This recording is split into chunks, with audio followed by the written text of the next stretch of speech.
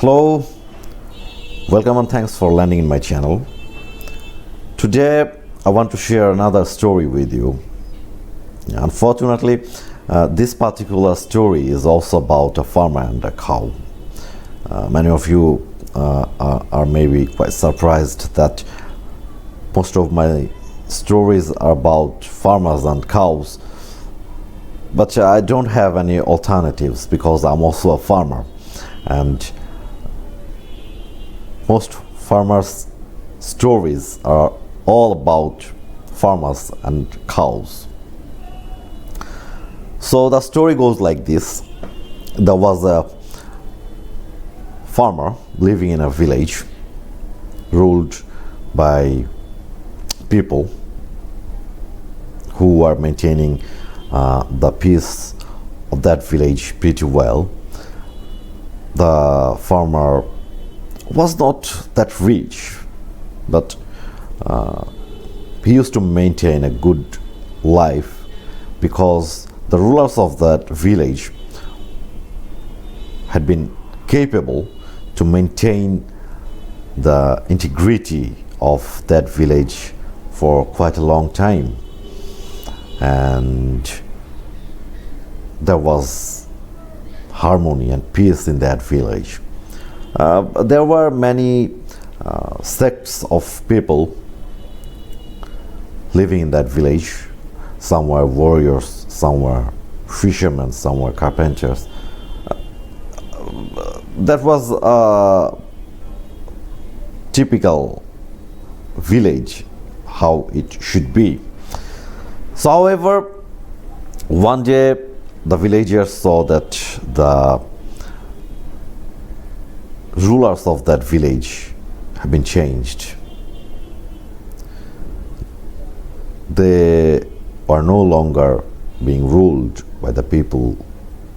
They were being ruled, and now the new rulers have come, and they were trying to impose various issues over the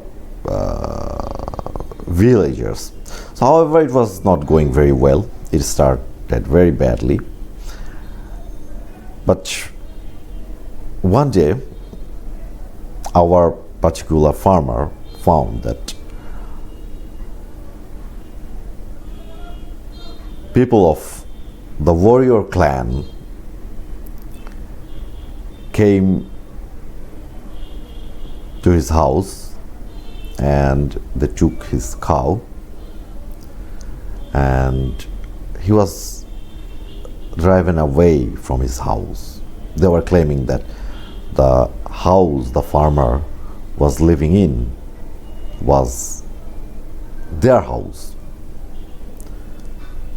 The farmer protested.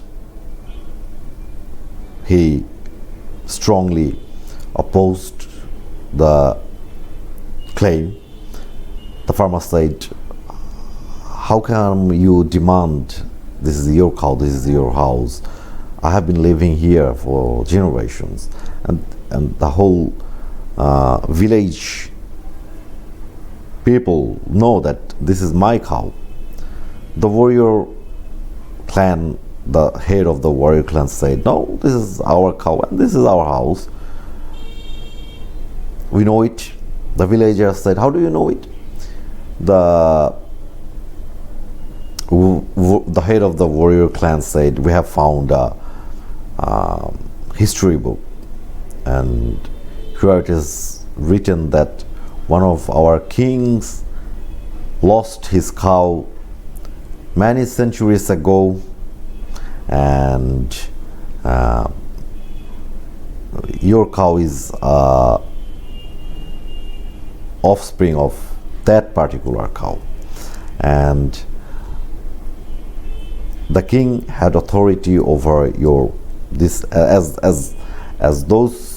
that king had authority over this village. So all of the houses belong to us." The farmer protested strongly. He said, "What king, what cow are you talking about? This is not realistic. This is broad day robbery." He went to the village head. The village head said, "Okay, let me see what I can do." The village head assured that the farmer will be dealt with justice and he would have his cow and his house back. And the village head ordered the farmer to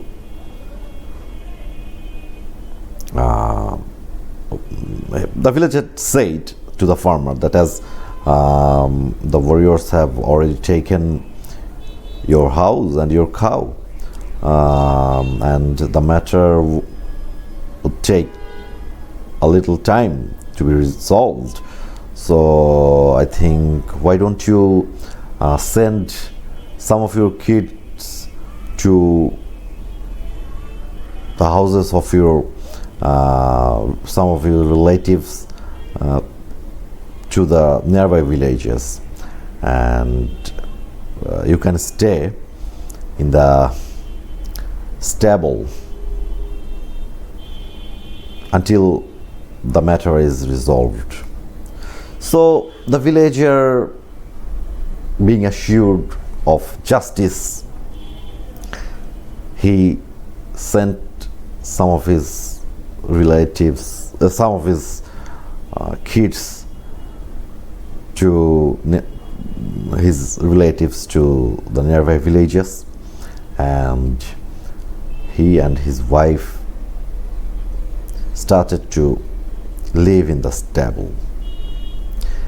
And as time passed by, the size of the stable also shrinked, because the warrior tribe was gradually taking over the stable as well. The farmer went to the village head time and time, and he was assured of justice and solution over and over, time and time.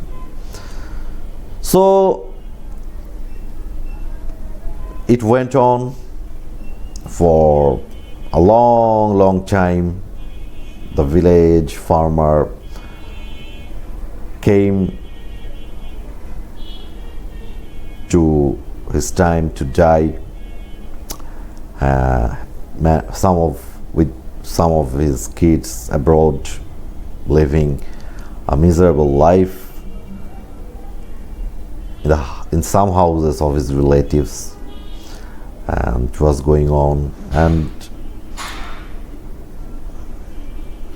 he was just hoping for justice. And one day, after a long time, at the time when the farmer was barely keeping his body and soul together, he was a dying person almost. Diseases have taken over to his body, and he was suffering a miserable life, a serious miserable life.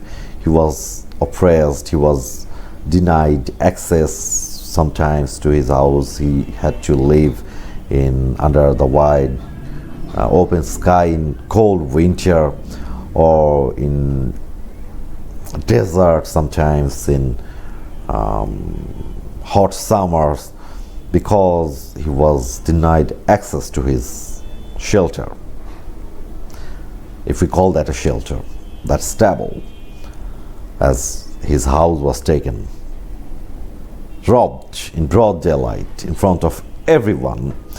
So one day the village head come up with a solution, a very strange solution. He said, okay, here we have come with a solution. You can call it a deal of the century, because no other village had been able to come up with a tremendous solution like this. So what is the solution? The solution is that you will live where you are living in that stable. You will be granted access to your shelter, and you will be given access, but the main door will be controlled by the warrior tribe, the people of the warrior tribes. And as for your cow, your cow is already eaten, and as they and they have made a very strong claim that many centuries ago their head lost a cow, and they are claiming that this particular cow is one of the offsprings of that particular cow. They have rightful claim, as they have, and I think they have a very rightful claim over that cow. So here is the solution. As they have already eaten your cow, they have devoured it already, you know it. So what else can they do? They cannot give you back your cow, but they have kept the hide of your cow pretty well, and they have made a beautiful pair of shoes with that hide, and they are quite generous to offer you the pair of shoes for that cow. You can accept it or you can leave it, but I think the village head was saying, I think this is a very good deal for you, at least, and I think you should accept the pair of shoes made by the hide of your cow, and you should accept the reality that you will live in that corner of the stable, but the main entrance of the house will be maintained by the warrior tribe, and so on. And I think this is the deal of the century. So the analogy is quite interesting with the situation which is created yesterday by the US President Donald Trump, unveiling his long-awaited deal of the century. And it is almost similar to the story of that farmer and the cow and the warrior tribe. And they say that this is the most viable solution that Palestinians can be offered, and Palestinians should accept it, just forgetting that hundreds of thousands, in fact 6 million Palestinian people are living in nearby countries as refugees. They were simply driven out of their land, their houses. Their belongings have been taken, looted by the Israeli security forces. Hundreds of thousands have been killed by this brutal oppression, brutal apartheid. And now President Donald Trump and his Middle Eastern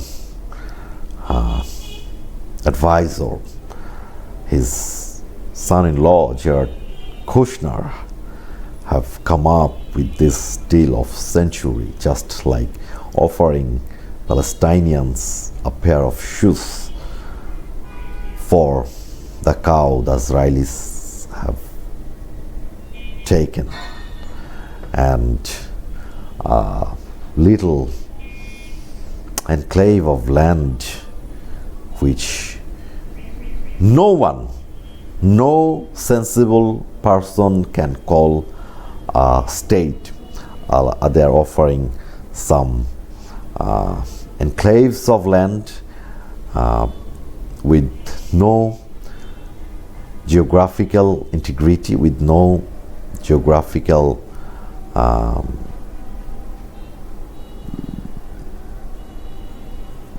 without any viable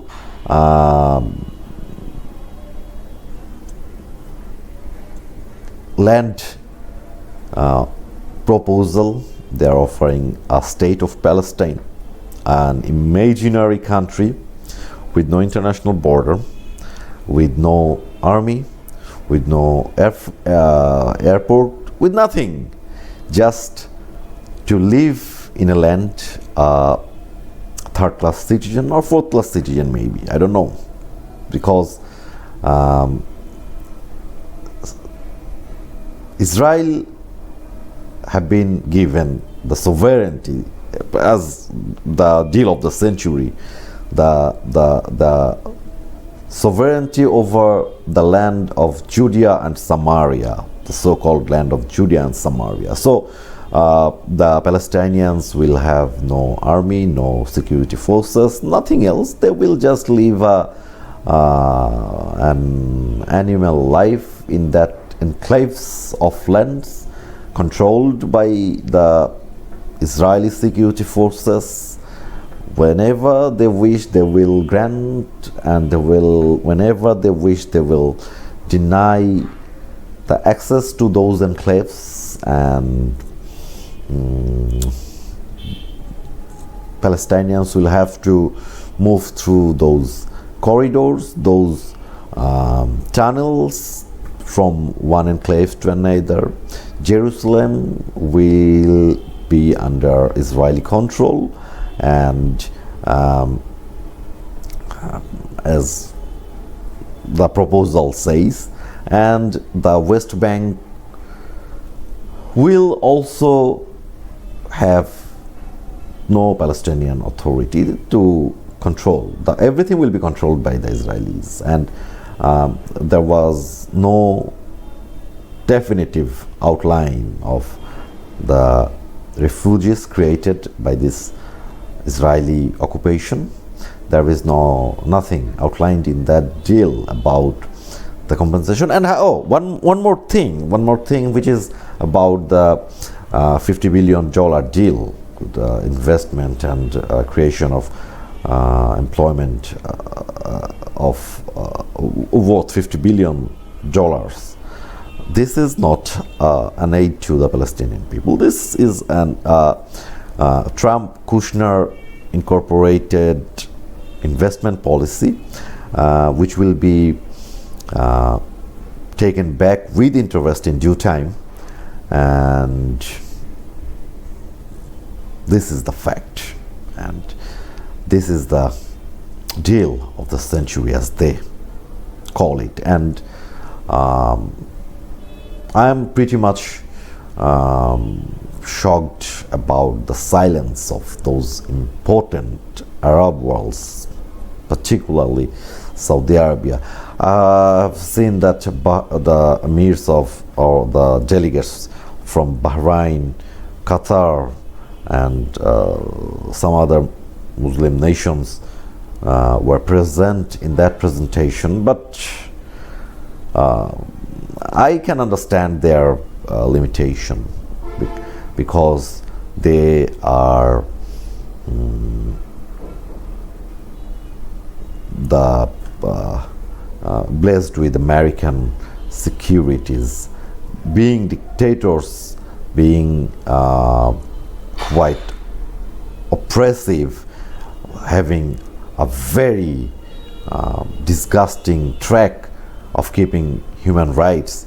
These nations are one of the most important US allies as Israel.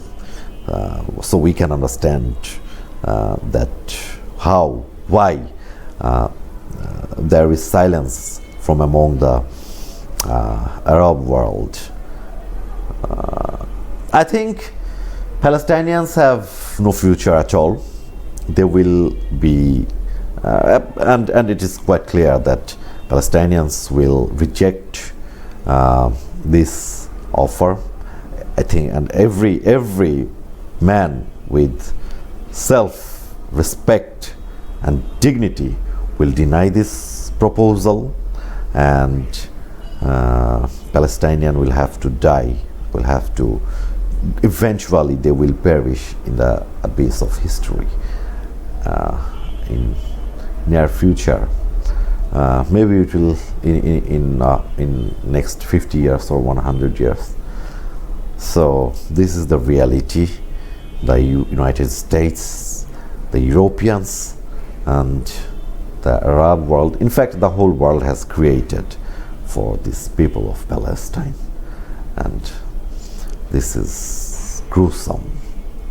I'm quite disgusted with the fact that this kind of injustice is still happening in this modern world of civilization, and it's going on. It will be going on for an unlimited period of time. We will see this in the future, and whoever opposed the US and Israel have suffered miserably. We have seen it, how how Libya had been uprooted from being one of the richest nations in Africa, how Iraq, a secular state, had been turned into darkness, how Iran is targeted, how Syria, another secular nation with tremendous living standard, have been devastated by bombardment and by name it. So this is a sad day for Palestinian people. This is a sad day for every peaceful people in the world who seek justice for the people of Palestine. And this is a sad day for history to come. Thanks for listening.